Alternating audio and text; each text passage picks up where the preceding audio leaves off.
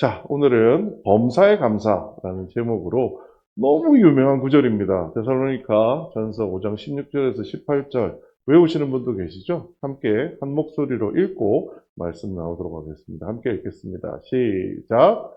항상 기뻐하라, 쉬지 말고 기도하라, 범사에 감사하라. 이는 그리스도 예수 안에서 너희를 향하신 하나님의 뜻이니라. 아멘. 여러분 오늘 무슨 주간이라고요? 네. 추수감사절입니다. 여러분, 추수감사절이 뭐 하는 주간인가요? 네? 한 해 추수에 뭐 막 다 입에서 뭐라고 나올 것 같은데 안 나오죠? 제가 이렇게 여쭤보겠습니다. 여러분, 농사 짓는 분 손 들어주세요. 농사. 아무도 없으세요? 뭔 추수를 하셨다는 거예요?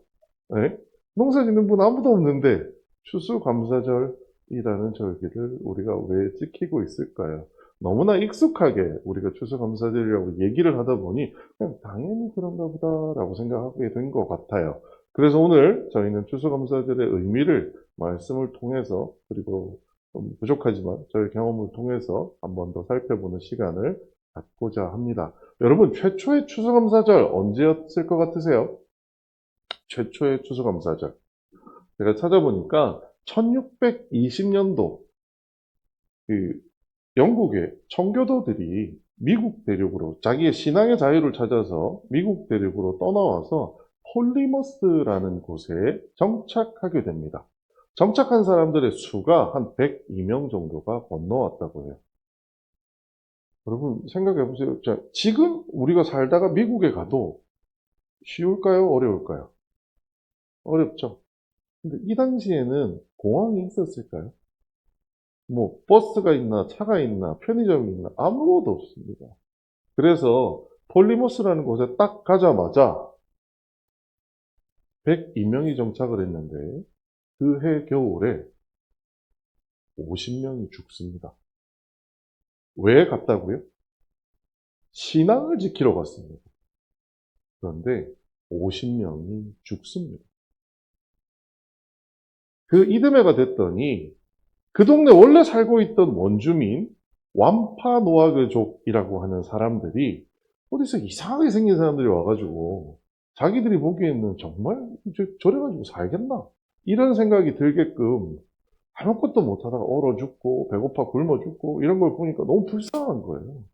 그래서 완파노아그족이 자기들이 평소에 키우던 옥수수 키우는 방법을 이 이주해온 청교도들에게 알려줍니다.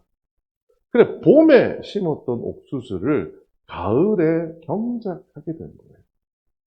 그 가을에 경작해서 청교도인과 그 원주민들이 함께 모여서, 이야, 감사하다. 올해는 우리가 적어도 굶어 죽지는 않고 지나가겠구나, 라고 감사 예배를 드렸던 것이 실제 제가 찾아본 내용 중에 가장 오래된 추수감사절의 유래였습니다. 당시에 추수감사절의 그 장면을 그림으로, 사진이 없던 시절이니까 그림으로 남겨놓은 거예요. 여기 잘 보시면 여기 요 분들은 그 영국 사람이 아니에요. 원주민들입니다. 원주민들은 예수를 믿었을까요? 아닐 겁니다. 여러분, 이 시절 첫 번째 추수감사절에 사람들이 모여서 감사하다라는 예배를 드렸다고 하는데 그들은 도대체 무엇이 감사하다라고 예배를 했을까요? 여러분 어떻게 생각하세요? 무엇이 감사할까요? 안 죽어서 혹은 옥수수가 생겨서 배가 안 고프게 돼서 여러 가지가 있겠죠. 그런데 단순히 그들이 감사한 것이 오늘 우리가 생각하는 것처럼 한 해 농사 잘 짓게 해주셔서 감사합니다 라는 기도였을까요? 저는 그렇지는 않았을 거라고 생각합니다. 그런 의미에서 추수감사절을 섬기는 오늘 우리가 좀 고민해 봐야 될 문제는 도대체 우리는 이제 무엇을 감사해야 되느냐라는 것입니다. 여러분 무엇이 감사해서 오셨어요? 이렇게 보니까 평소에는 못 뵀던 분들도 보이시고, 특별히 추수감사절, 교회 왜 부활절, 추수감사절 이럴 때는 또 오잖아요. 이런 분들도 오신 것 같은데, 여러분, 무엇이 감사하고 무엇이 특별해서 추수감사절 날 교회를 찾으셨나요? 더 궁극적으로 여러분에게 감사라고 하는 것은 어떤 것인가요? 그래서 오늘 24년도 추수감사절을 맞이해서 우리가 무엇에 감사해야 될지에 대한 이야기들을 함께 나누어 보고자 합니다. 설교하시는 분들은 여러 종류의 분들이 계신 것 같아요. 신학교에서 설교하는 것에 대한 얘기도 공부도 배웠는데, 신학교에서 설교하는 방식과 제가 설교를 준비하는 방식은 완전히 다른 것 같습니다. 저는 열심히 설교를 준비한다고 하지만, 결과적으로는 그냥 제 얘기하다 끝나는 것 같아요. 네.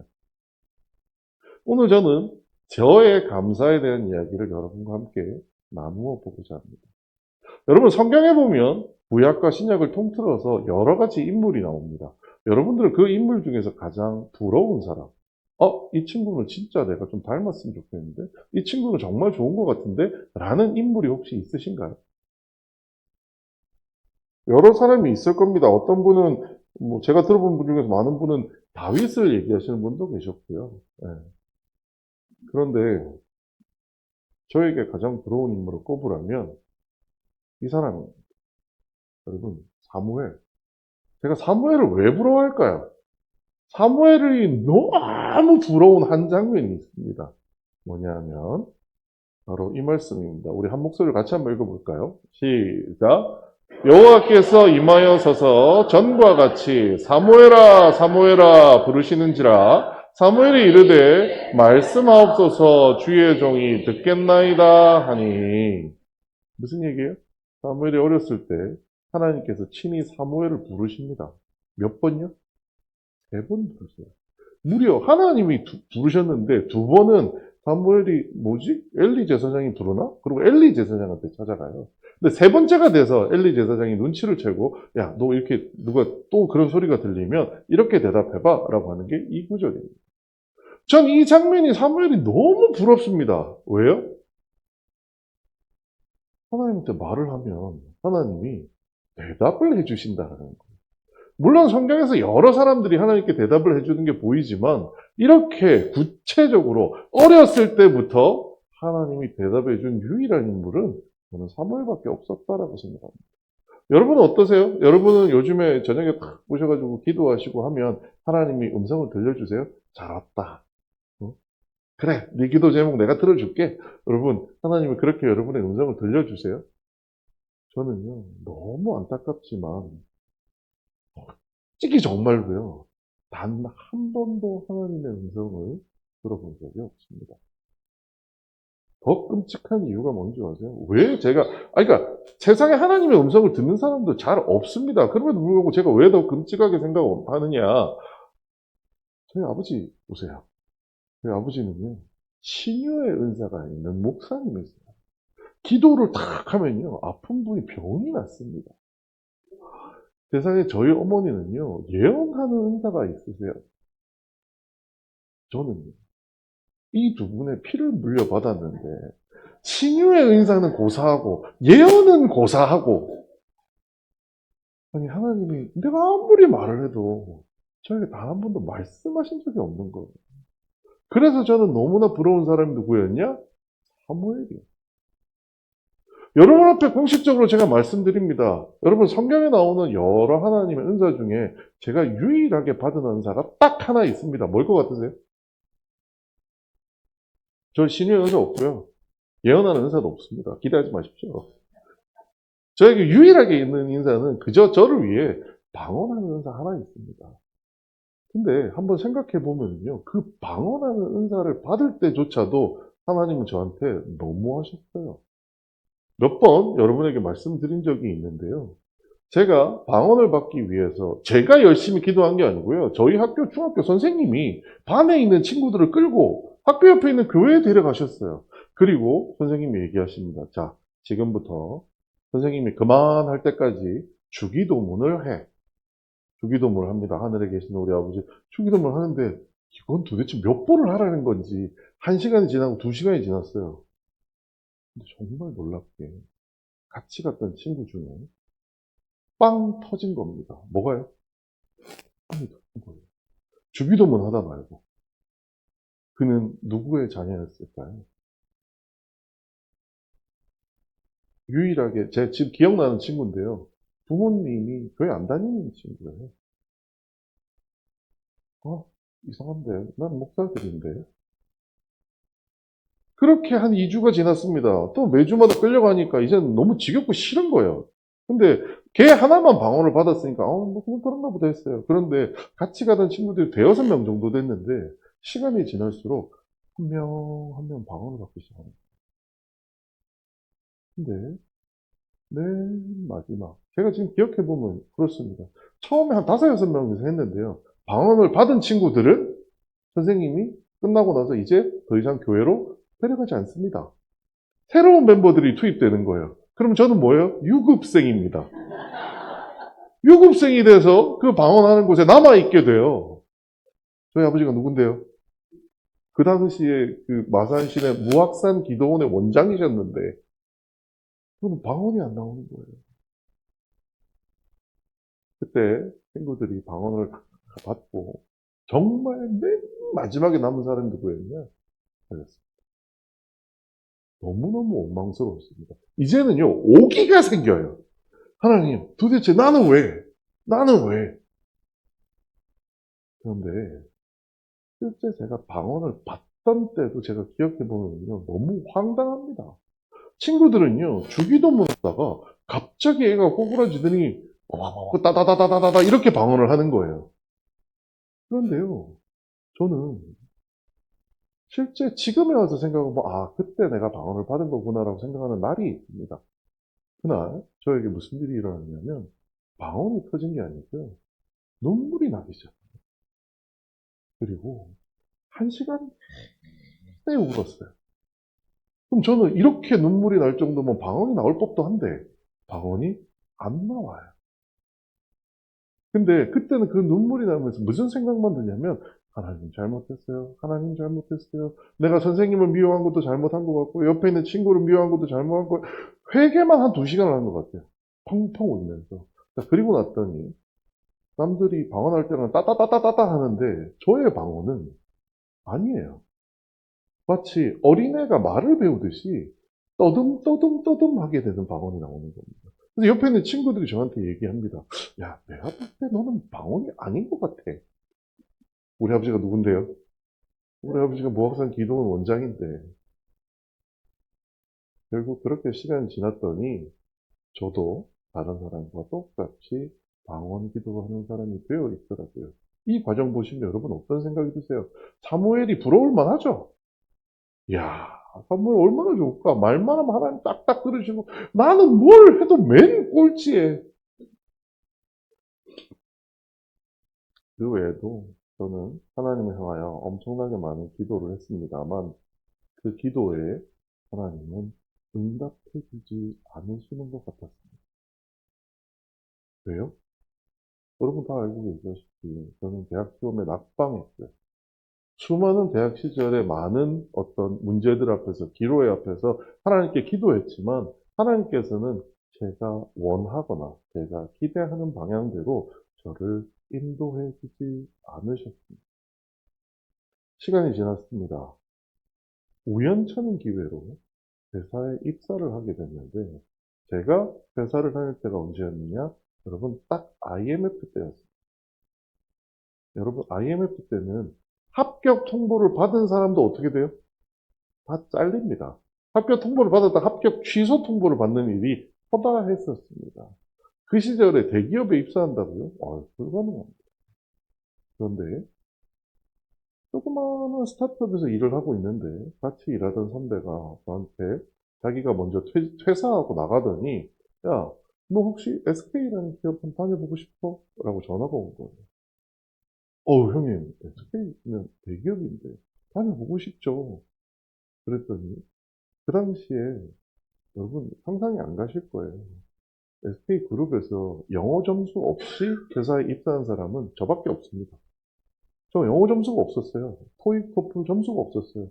그 형님이 그냥 소개해주는 바람에 본부장이라는 분을 만나러 갔습니다. 면접을 보는데 저를 딱 보더니 전 아직도 그분의 말씀이 기억납니다. 야, 뚜껑 일 잘하게 생겼다. 월요일부터 출근해라. 저는 그렇게 대기업에 들어갔어요. 남들은 아무리 해도 안 된다는데. 그래서 그때부터 저의 마음속에는 하나님보다는 인맥이나 혹은 제가 열심히 하는 열정이 더 크게 자리 잡았던 것 같습니다. 이제 저에게는 하나님이 아닌 게 있는 것 같았어요. 저는 더 이상 하나님을 향해서 대화하지 않았어요. 하나님께 아무것도 바르지 않는 상태가 되어버렸어요.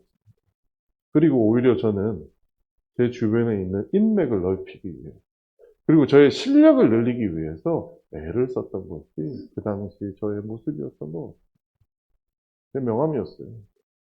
그럼 명함이 제일 중요한 게 뭔지 아세요? 어떤 사람은 뭐 직급이라고 얘기합니다. 아닙니다. 명함이 제일 중요한 거는요. 회사 이름입니다. 저 회사 이름이 저에게는 솔직히 강단에서 말씀드리기 좀 부끄럽습니다만 하나님. 이 회사에 내가 다니는 동안에는 나는 부러울 것이 없다. 이 회사에 있는 동안에 내가 뭔가 하고 싶은 게 있으면 윗사람만 잘 설득하면 10억이 됐든 20억이 됐든 돈 받아낼 수 있다.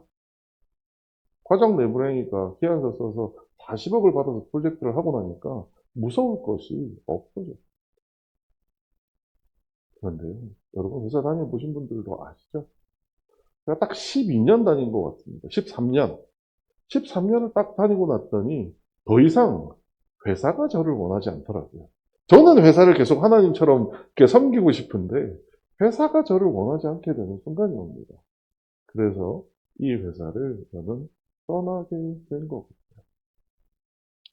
아직도 기억납니다. 2012년 제가 퇴사일자가 2월 29일입니다. 아무런 생각 없이 그날 퇴사를 했는데 사람들이 그러더라고요. 형, 4년을 기다렸군요. 왜? 2월 29일이 윤달이에요, 여러분. 알고 계세요? 2월 29일은 4년에 한 번밖에 안 생기는 날입니다. 2월 29일 날 회사를 퇴사하고 났더니 정말 아무것도 없습니다. 아까 그 명함에 보셨던 그 거대한 대기업의 이름이 제 존재로부터 떨어져 나가는 순간부터 저는 한없이 초라한 사람이 되어갔어요. 그런데 신기하게 인맥과 열정이라고 하는 혹은 회사라고 하는 저에게 하나님이었던 것이 사라지기 시작하자 그 빈자리에 누군가가 서서히 찾아오는 것을 느끼게 되었어요. 회사를 관두고 났더니 할 일이 있을까요, 없을까요? 할 일이 없습니다. 그런데 습관은 남아서 새벽에 일찍 일어나는 건 여전했습니다. 새벽 5시에 일어났습니다. 새벽 5시에 일어나서 뭘 하지? 이러고 생각했더니 그 당시 교회에서 새벽에 노숙자들에게 밥을 제공하는 봉사활동이 있다는 거예요. 어차피 출근 안 해도 되니까 그 봉사를 가야 되겠다. 새벽 5시에 노숙인 봉사, 밥퍼 봉사활동을 가게 되었습니다. 정말 제 기억에 딱 4번 갔거든요. 딱 4번 갔습니다. 일주일에 한 번씩 해서 4주 간 것 같아요. 근데 정말 기가 막히게 마지막 주에 제가 여기 봉사를 딱 간 그 주간에 그 봉사하는 곳에 누가 왔느냐? 제가 다니던 분다운 우리 교회 이찬수 담임 목사님이 그냥 불시에 방문을 하신 거예요. 그러더니 멀쩡하게 회사를 다녀야 될 것 같이 생긴 애가 거기서 밥을 퍼주고 있으니까 우리 형제님은 어디서 뭘 하다 오셨나요? 그래서 뭐 그냥 이렇게 하다가 이렇게 됐어요. 라고 이제 이야기를 드린 거죠. 그때 제가 신대원을 준비하고 있을 때였는데, 사실 신대원 들어간다고 해도 제 나이에 누군가를, 그리고 저는 신학교나 이쪽으로 인맥이 없던 사람이었기 때문에 제가 과연 전도사 생활을 할 수 있을까? 라고 생각하고 있을 때였어요. 그랬는데, 이찬수 목사님이 다녀가신 후에 그 다음 주 주일 설교에 제가 등장을 하는 거예요. 목사님 설교에. 내가 이런 젊은 청년을 만났다. 그런데 그 청년이 너무 내가 대단하다는 생각이 들어서 계속 마음이 쓰인다. 그리고 일주일쯤, 2주일쯤 지나서 교회 도목사님으로부터 연락을 받았습니다. 집사님, 그때는 제가 집사였으니까요. 집사님, 담임 목사님 좀 뵙자고 하시는데요. 여러분, 분당 우리 교회 성도가요, 10,000명입니다. 그 10,000명의 성도 중에 담임 목사님이 저를 만나자라고 얘기하는 건 말도 안 되는 일이에요. 지나가다가 얼굴만 봐도 대단한 행운이다라고 생각할 정도였는데 그분이 친히 시간을 내서 저를 만나겠대요. 뭐지? 찾아갔어요. 목사님이 저의 이런저런 얘기를 들으시더니 그래, 아마 하나님이 그날 내 아들을 너를 만나라고 거길 보냈나 보다 라고 얘기를 하셨어요. 그리고 뭐가 결정이 됐느냐, 내년에 신대원 들어간다며. 여러분, 그때만 해도 신대원 입학하기 힘들었습니다. 시험 봐도 떨어지기도 했어요. 그때 목사님 저한테 그럽니다. 신대원 어때? 붙을 것 같아? 열심히 해야죠. 그래? 붙으면 분당 우리 교회에서 전도사 시작합시다. 여러분, 저에게는 기적과 같은 일이었어요. 그러니까 좀 죄송한 표현입니다만 개척교회 전도사를 해도 하기도 힘든 저한테 대한민국의 초대형 교회의 전도사를, 그것도 담임 목사가 찍어서 야, 너 해! 누가 반대할 수 있는 사람이 있겠어요? 그 담임 목사님이 찍어서 너 해! 라고 찍어서 저는 분당 우리 교회 전도사로서의 생활을 했습니다. 1년 정도 생활했더니 분당 우리 교회는 1년 이상 전도 생활을 하기가 어렵습니다. 그냥 큰 교회라서 계속 로테이션을 하거든요. 1년 차에 그만뒀어요. 2년 차가 됐습니다. 한 학기 정도 이 교회 저 교회를 다니며 다양한 교회, 어떻게 특이한 교회들이 있는지 돌아보고 있을 때, 제가 원래 집사였을 때 제자 훈련이라고 하는 걸 받았습니다. 평신도 리더십 훈련을 받았는데요. 그 리더십 훈련을 해주던 그 담당 부교역자 목사님이 개척을 하신다는 거예요. 저도 대충 눈치는 챘습니다. 아, 이분이 전화 올 수 있겠다. 그래서 어떻게든 이분의 전화번호를 피하려고, 안 받으려고 하고 있었는데, 희한하게 어떻게 그분의 전화에 받게 돼가지고, 저는 담당 죽정우리 개척팀에 들어가서 그분과 함께, 사실 여러분, 그 목사님들 중에서 깡 개척, 소위 말하는 처음부터 해보는 개척을 안 해본 목사님도 되게 많습니다. 왜냐면 무격자로 시작하니까요. 그리고 청빙받아서 하니까요. 저는요, 정말 우리로, 그러니까 기업으로 따지면 대기업의 기조실에서 한 1년 일하다가 딱 끝나고 났더니 갑자기 창업팀에 들어가가지고 한 1년을 또 일하게 되었습니다. 저 세상에 교회라는 곳이 어떻게 만들어진지 그때 처음 알았어요. 법도 희한한 것도 있고 헌금하는 것부터 시작해서 모든 것들이 너무 특이한 거예요. 그 경험이 끝났습니다. 창원에 그때 잠깐 내려왔는데요. 여러분 잘 아시는, 그때는 박 목사님이 창원에서 사역을 하고 있을 때였어요. 근데 아버지 말씀이 방송에서 필리핀을 파송 간대요. 그래서 아무 생각 없이 힘의공항에 데려다 주는 데를 갔습니다.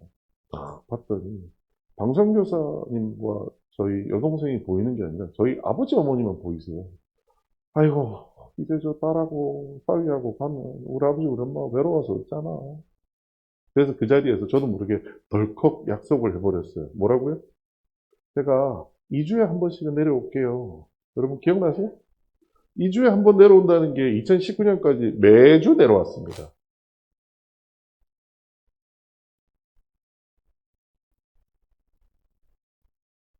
저는 그 시절을 지금 와서 다시 생각해 보라고 한다면 여러분께 너무 감사해요. 저 아직도 그 시절에 설교했던 원고 다 가지고 있거든요. 여러분 어떻게 도대체 참으셨어요?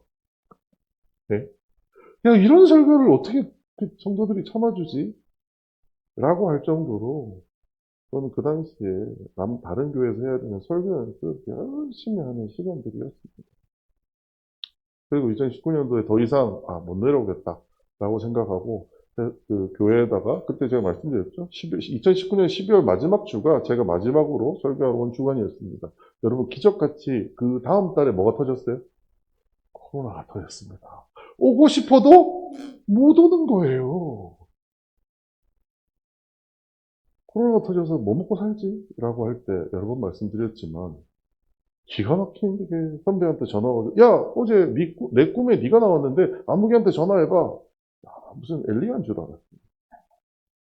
전화를 했더니 여기 와서 일 좀 해야 되겠다. 그렇게 코로나 시기를 버텼습니다.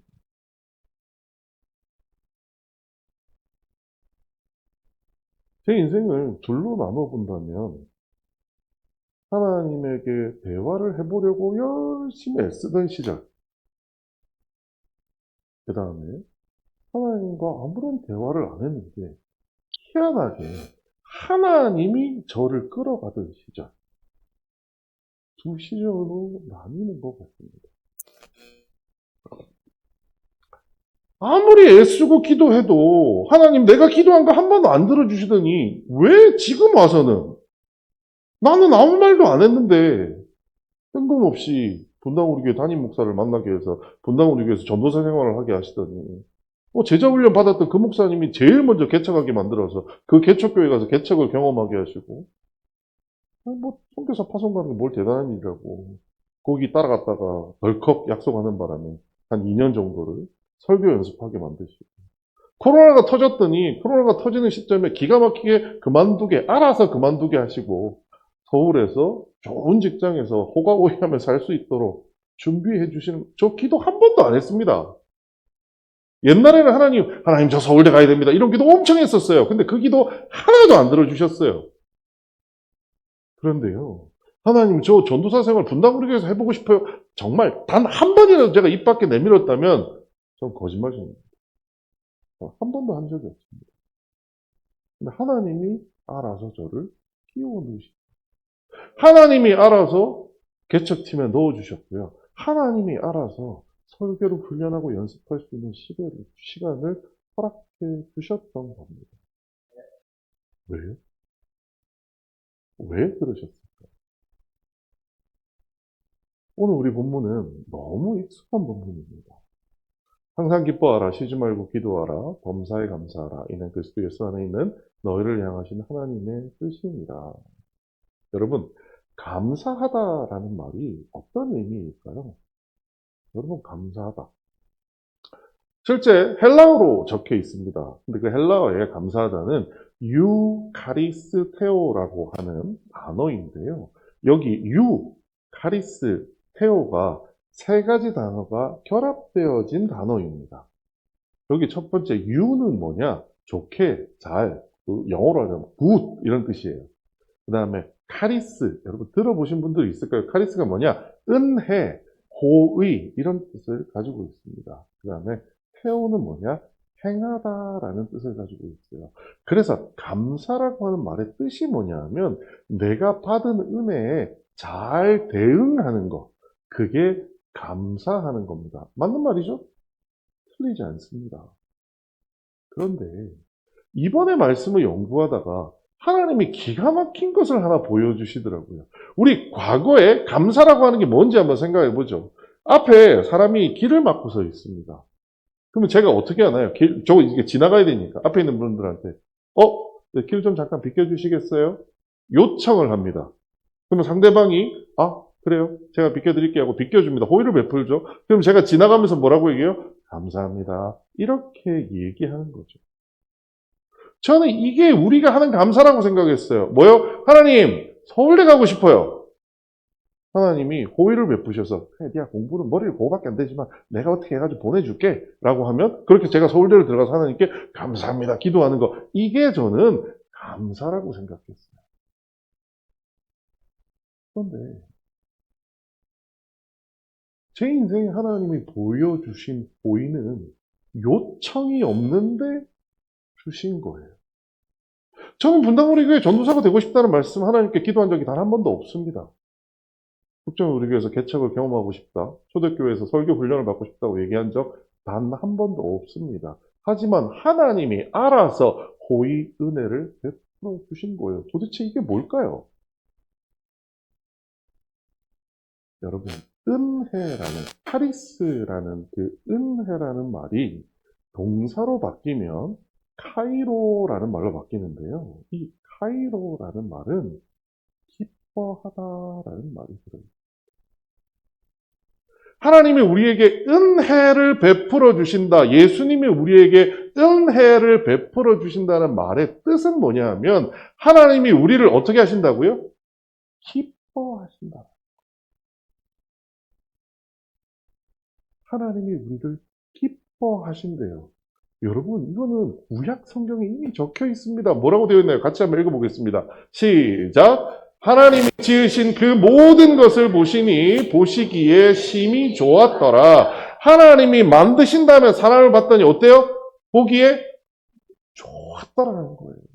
어때요? 하나님 보시기에 기뻤더라는 거예요.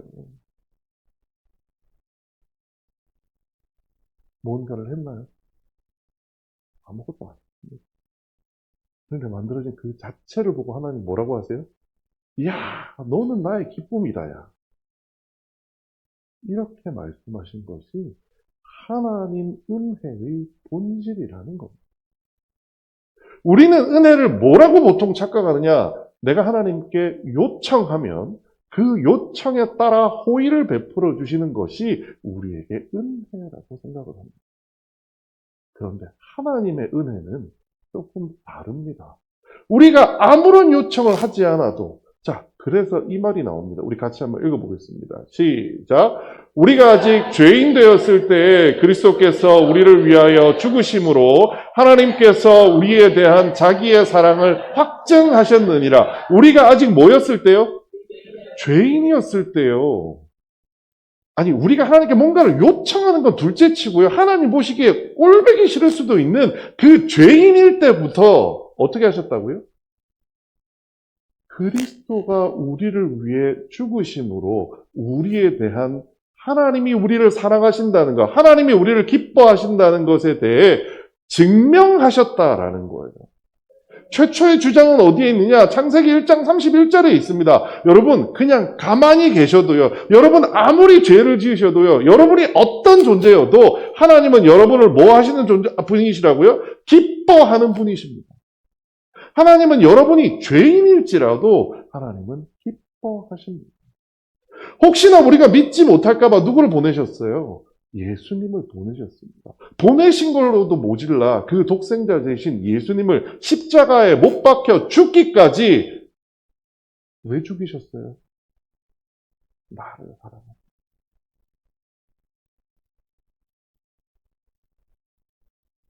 여러분이 아직 죄인 되었을 때 하나님께 무언가 요청하신 게 있나요? 아니요. 죄인 되었을 때 하나님께 대화도 못 걸어봤을 겁니다. 그런데 하나님은 그런 것, 우리의 상황과 그런 상관이 없는데 하나님은 우리 존재 자체를 기뻐하시는 분이라. 하나님은 먼저 우리를 사랑해 주신 분입니다. 우리에게 가치가 있다고요? 없습니다. 여러분, 저한테 무슨 가치가 있었을까요? 하나님을 버리고 하나님의 자리에 대기업을 떡하니 갖다 놓고 나의 열정과 인맥을 떡하니 갖다 놨던 내가 하나님 보시기에 뭐가 그렇게 가치가 있는 존재였을까요? 아닙니다. 그럼에도 불구하고 하나님은 저에게 고이 은혜를 베풀어 주셨습니다. 말도 안 되는 상황에 그 나이에 신학교로 가겠다고 한 자를 그 큰 교회의 전도사로서 부임하여 일할 수 있게 해주시고, 개척교회에서 말도 안 되는 상황에서 교회가 만들어지는 과정들에 힘이 되는 것뿐만 아니라 그 과정을 보고 경험할 수 있게 만들어 주셨다고 하는 것이 하나님의 은혜라고 생각합니다. 그랬을 때 우리의 마땅한 감사는 무엇일까요? 우리의 감사는 요청한 것을 들어주신 것에 대해 감사하는 것이 아닙니다.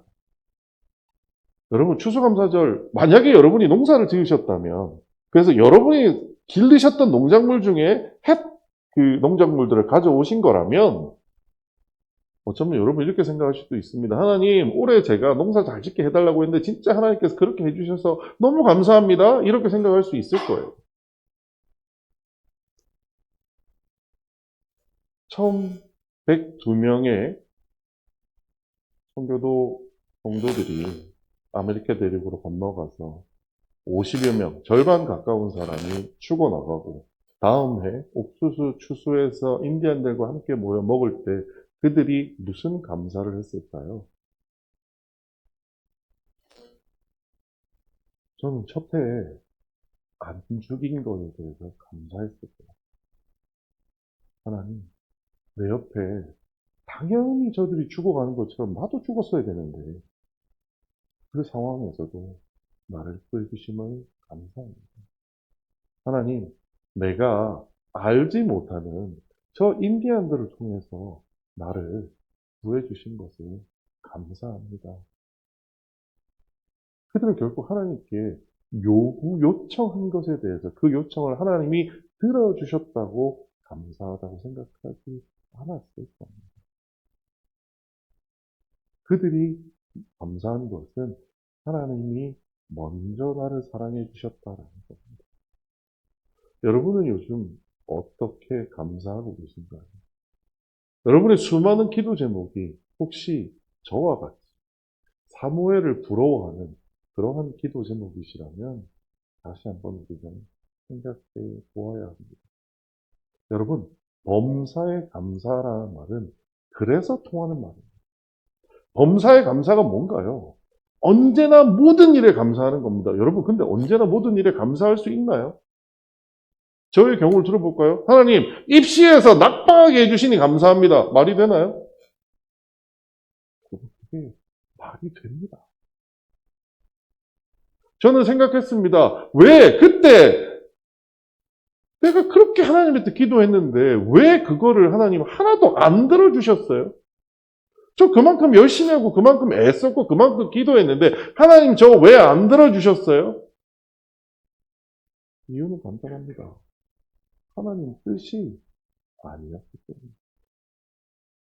하나님이 저를 사랑하신다고 하는 것은 하나님이 저에 대한 지극한 관심을 가지고 있다는 뜻입니다. 그 지극한 관심을 가지고 있다는 것은 무슨 뜻이에요? 하나님은 제 미래에 제가 어떻게 되어야 한다는 것도 하나님께서 그 길을 다 준비하고 계시다라는 거예요. 그런데 뭔 모르는 제가 세상적 욕심과 세상적 지식만을 가지고 하나님, 저 이거 해야 돼요. 하나님, 저거 해야 돼요. 라고 얘기할 때 하나님은 반응하지 않으셨던 거예요. 하지만 저를 미워하신 걸까요? 아니요. 여러분 자녀들 키울 때 한번 생각해 보세요. 요즘 저희 딸 보면 그 생각합니다. 하루에 유튜브를 몇 시간을 보는지 모르겠어요. 그래서 시간 제한을 딱 걸어놨습니다. 그 제한을 건 게 엄마예요. 그러니까 아빠한테 딱 전화합니다. 아빠, 내가 이제 공부를 열심히 하려고 하는데 유튜브 10분만 보면 안 될까? 시간 좀 풀어주면 안 돼? 라고 얘기합니다. 딸을 사랑하는 아빠는 어떻게 하는 게 맞는 걸까요?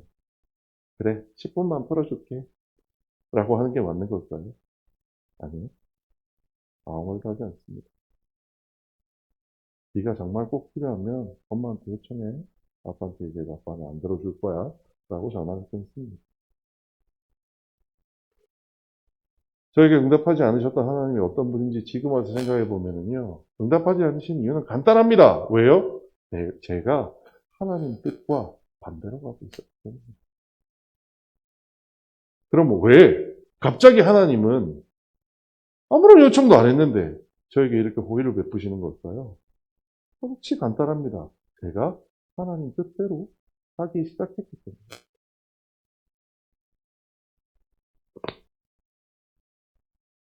대답 없던 하나님이 아니라 사실 기다려주신 하나님.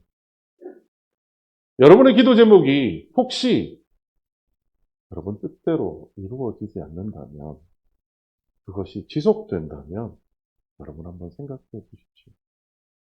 대답 안 해주는 하나님이 아니라 혹시 지금도 여러분을 기다려주고 있는 하나님이 아닌지 여러분의 기도 제목을 살펴보셔야 합니다. 그래서 얘기합니다. 범사에 감사하라는 걸로 끝나는 것이 아니라 앞에 두 개가 더 있죠. 항상 기뻐하라. 우리 지지난주에 얘기 들었는데요. 기뻐하다라는 말은 뭐라고요? 하나님의 목적에 맞추라는 거예요. 제가 하나님의 목적에 맞추어 살지 못하다 보니 하나님은 대답하지 않고 기다려 주셨어요. 근데 오늘 본문에 항상 기뻐하라는 말은 반대로 이런 말도 들어 있습니다. 하나님이 나를 먼저 사랑하셔서 기뻐하셨듯이 여러분도 여러분의 이웃을 바라보며 기뻐하라는 겁니다. 그들이 사랑스럽고 좋아서가 아니라 하나님이 나를 사랑하셨으니까 나도 내가 먼저 너 꼴보기 싫긴 놈이지만 내가 먼저 사랑해볼게. 라고 한 번이라도 해보는 것. 그게 항상 기뻐하라고 명령하셨던 그 말이라고 생각합니다. 자, 두 번째, 쉬지 말고 기도하라고 합니다. 뭐예요? 우리 지난주에 얘기했죠. 기도는 하나님께 내가 원하는 것을 기한지를 써올려서 보고하는 게 아니다라는 거예요. 하나님께 기도는 뭐라고요? 내가 가지고 있는 염려를 멈추기 위해서 그 염려를 하나님께 아뢰는 일들입니다. 훌륭한 사람이 되고 싶은데 어떻게 해야 될지 모르겠어요. 좋은 대학을 가는 게 훌륭한 사람이 되는 길일까요? 아니면 어떤 길이 하나님 앞 보시기에 훌륭한 사람 되는 길일까요? 이게 우리의 기도가 되어야 합니다. 하나님, 저 지금 마음이 너무 힘들어요. 회사에서 일을 하다 보니까는요, 이런 일이 생겼어요. 그런데, 하나님, 이거에 대한 답을 제가 잘 모르겠어요. 하나님, 제 마음 지켜주세요. 이게 우리의 기도가 되어야 합니다. 하지만 우리는 자칫 하나님께 우리의 지혜를 강요할 때가 종종 있습니다. 하나님, 이렇게 해주셔야 돼요. 하나님, 저렇게 해주셔야 돼요. 그 기도가 하나님의 뜻에 맞지 않게 되면 저와 같이 기다리는 하나님을 만나시게 될 겁니다. 여러분, 하나님 원망하지 마십시오. 하나님은 여러분 주변에서 여러분이 아무리 죄인이든 여러분이 어떤 존재든 여러분을 기뻐하시며 기다리고 계십니다. 뭐를요? 하나님의 뜻에 맞춰 여러분의 삶의 걸음이 전환되기만을 기다리고 계십니다. 우리는 항상 기뻐해야 되고요. 우리는 하나님께 염려를 잊기 위해 쉬지 말고 기도해야 합니다. 왜냐고요? 우리는 먼저 사랑받은 자들이기 때문입니다. 우리가 감사해야 되는 이유가 뭘까요? 우리는 무엇으로 하나님께 감사해야 할까요? 2024년 추수감사절에 우리가 감사해야 할 것은 뭘까요? 나를 먼저 사랑하셔서 매 순간 먼저 내 앞길을 준비해 주시는 하나님께 감사해야 할 것입니다. 행여나 여러분이 무언가를 기다리고 있으시다면, 대답 없는 하나님을 기다리고 있다면 우리의 기도 제목을 살펴보아야 합니다. 하나님 뜻에 맞지 않는 내 뜻을 가지고 주장한다면 어서 속히 하나님 뜻에 맞춰 우리 발걸음이 옮겨질 때 요청하지 않아도 은혜로 우리에게 다가오시는 하나님을 만나게 되실 것이라고 저는 믿어 의심치 않습니다. 그러한 초대교회 성도 여러분 되시기를 주님의 이름으로 축원드립니다. 기도하겠습니다. 지금은 우리 주 예수 그리스도 은혜와 하나님 아버지의 크신 사랑과 성령님의 감동 감화하심과 충만하심이 오늘 함께 예배드리고 감사한 저의 모든 영혼과 육체와 마음과 환경과 여건과 모든 삶 위에 영원토록 함께 계시옵기를 간절히 축원하옵나이다.